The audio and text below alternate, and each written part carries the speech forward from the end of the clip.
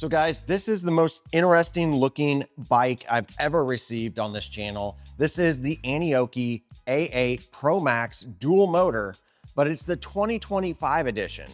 And today I want to do a quick overview of this bike on this channel. And then if you guys want to see a deep dive on this particular bike and go over all the details and what it has to offer, you're going to want to jump over to my Ride Electric review channel. I'll put a link down below, or there may be one that pops up right up here on the screen. Over there, it's a brand new channel that I do really deep dives on all these style of e-bikes that I get, where on this channel, it's just going to be an overview, and it's not going to be much longer that I won't be doing this style of bike review on this channel, and I'll be transitioning over to full mountain biking and gravel biking only on Run Bike Mike. So if you're really into e-bikes, definitely go over and subscribe to my Ride Electric review channel, because over there, it's all e-bikes all the time. But I want to dive into this particular bike. Let's just talk about the looks of this. This is a very unique bike. Aniioki is a Chinese branded company that came out several years ago, and they kind of designed this different looking style bike to stand out from everybody else. And I would say they definitely did that. Their batteries are basically fit to the frame itself. This entire area is a battery, and it's kind of bonkers. This bike does weigh about 160 some pounds with the battery installed. This particular battery is the 70 amp hour battery, and this entire system runs off 60 volts. You can get a 52 volt version, but the brand new dual motor is a 60 volt system. And this particular one is the dual motor. So you have a motor in your rear hub and you have a motor up in the front hub. The nice thing about the brand new motors on the 60 volt 2025 version of the A8 Pro Max is that these are direct drive motors. One of the big benefits of these motors is that they're super silent all the way up to maximum speed. And speaking of maximum speed, this bike can go an incredible 45 miles an hour. So some would probably classify this more as like a high-speed e-moto or an e-moped, and I would definitely agree with it. It's less bike than it is more e-moto. This thing is definitely a city cruising bike where you're going to be getting really high speeds and efficiency out of the battery and the motors, being able to get across town. Not really focused on exercise with this bike, you're more focused on transportation. So with this giant 70 amp battery and these dual motors, they're claiming that you should be able to get upwards of 200 plus miles whenever you're using pedal assist, and a little over 100 miles whenever you're using throttle only. And I pretty much agree with their estimate on this, because I did a commute to work. I got up early, commuted 20 miles into work, and then after work, 20 miles back home. And I did it all on one charge, and I had 3 out of the 5 battery bars left at the end of that commute. Now, overall, I'm super happy with the way the pedal assists are set up on this bike, because it is super convenient whenever you're riding this through town. You hit a 20 mile an hour zone, you just bump down to pedal assist 3. When you hit a 30 mile an hour zone, you bump it up to pedal assist level 4. And whenever you're in a 40 mile an hour zone, you bump it up to pedal assist level 5. That made it super easy to be able to control how much speed and how much power I have coming out of these motors, because these motors are absolutely bonkers. Max peak power out of this bike is a whopping 5,600 watts. That's pretty stinking impressive. You're talking a lot of power out of a bike that will get you up to 40 miles an hour as if it's not even trying. This bike is definitely a workhorse when it comes to the pure power. Now, as far as the comfort of the ride, that's another story. They have done some things where they've tried to improve the comfort on this, like a patent pending air front fork. It no longer has a coil suspension in it. You can actually air this fork up, and you can kind of fine tune it to your riding preferences, which is really nice. However, it's a little bit difficult to get to. You do have to shift the bars a little bit to be able to get to where the air inlet is. But once you get it set, you shouldn't ever have to worry about setting it again. However, the rear shocks in the back, which are a coil style shock, and some people aren't calling these shocks, they're calling them just springs.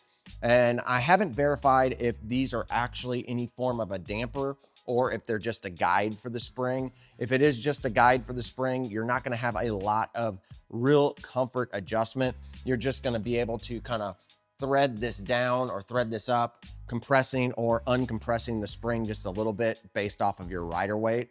I do find that the rear suspension is a little lackluster. It doesn't provide as much cushion as what I would hope. And whenever you're sitting upright, all of those bumps coming from the road do travel right up your body is what I found. Now, the other part of comfort is this seat. This is a very weird seat, if I'm really honest with you. It felt comfortable for about the first 15 miles. After that, it just really wasn't the most comfortable seat. And the big downfall is that this has a very odd sized seat post, so you can't just change out the seat. Now, as far as the bars go in your comfort, they are not adjustable. It's a stem and a handlebar unit all in one, kind of a BMX style design, but they are not adjustable from their current position. Now, this does have a very large screen with touch sensitive buttons on the side. I like the screen, but I do not prefer the touch sensitive buttons. They're not super sensitive. One of the things is whenever you go into this to be able to actually change between single motor, front or rear, or dual motor, it's very difficult. It's not a quick switch. I do wish that they would take that particular option out or make these buttons on the side of the display actual physical buttons instead of touch sensitive buttons, because they are not the most accurate touch sensitive buttons. I find myself having to tap them several times to get them to actually interact.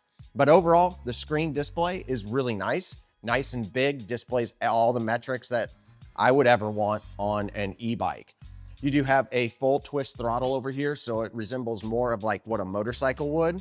And you do have some kind of motorcycle style brakes that the levers feel really, really good. And you do have observable tanks at the top. You do have some controls over here on this side. You've got a horn, you've got some turn signals, you've got your bright light and your regular light. And then you also have a hazard button. Then next to that, you do have your pedal assist up and your pedal assist down.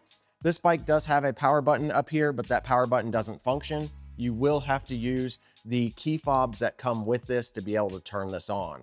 And how you turn this bike on is you simply hit the lightning bolt button on the keypad twice and it should turn on the screen. And then to turn it off, you just simply hold that lightning button and it turns itself off. Let's give it a try. Hello, Aniioki.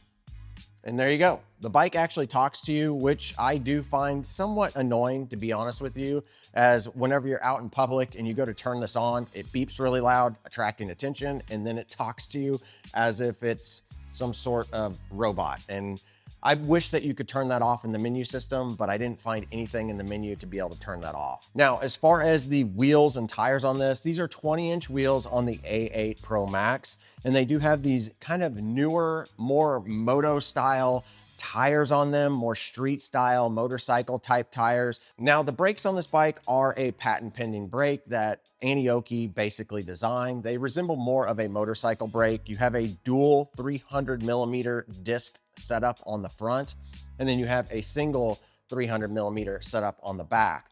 Now, one thing you want to take note of, these are not 6-piston calipers. Even though these calipers look like they're 6-piston, they are not. In fact, the front brake is only 2 pistons for each caliper, and then the back brake is a 4-piston single caliper. Now let's quickly jump back down to the controllers. These are on the 60-volt version. These are 35-amp dual controllers. Now, when it comes to the cadence sensor that is on this, it is pretty on and off feeling. Sometimes it would catch within 1 pedal turn. Sometimes it would take 2 pedal turns. It would eventually kick in, but I only used the pedal assist whenever I was in pedal assist 1 or 2 and I was riding on a greenway trail. So this bike isn't really designed to be pedaled. Let's be honest, this is more of a throttle bike. Now quickly before we go, this is a 7-speed Shimano drivetrain. This isn't super necessary on this bike, but it was nice because there were a few times that I needed to pedal, and right before the motors kicked in, I was glad to have that super easy gear on the back and be able to shift into that easy gear if I wasn't already in it. You also get a rear rack, some fenders. You do get a nice headlight that works really well. It has a bright headlight and a regular headlight. And then you do also get turn signals. I do wish the turn signals had some sort of indicator on the screen. And I also wish that they had an audible sound that beeped at you whenever that turn signal was actually running. So there you go. That is the Aniioki A8 Pro Max. This is a pretty interesting bike. Definitely one that is not for somebody who's looking for exercise, but more looking for transportation. If you're wanting to pick up your own Aniioki, this thing is not cheap. It comes in right around $3,300 to $3,400, all depending on the configuration that you get, and also if you pick up any accessories. So far, I'm pretty impressed with the speed. There are a few things that I do wish were a little bit different on this bike. And if you want to know what those are, you're going to want to go over and check out my Ride Electric review bike, where I dive into the details of what I think is good and what I think is not so good on this bike. All right, guys, if you enjoyed this, click the subscribe button, click the like button. And if you really want to help out this channel even more, jump over to my Patreon, Mike's Unlocked Garage. You get early access to all 4 channels that I have here on YouTube, and you also get behind the scenes footage and direct message chat with me. All right, guys, thanks for watching. Now get out there and ride your bike. I got you, you're the SOS. Thought you was a threat. I do real life, do no tip for tat on the internet. We don't do that. See, I've been a threat and I've been a vet. Thought you knew that when I'm cashing checks. I don't owe no debts. I've been through that. See you SOS.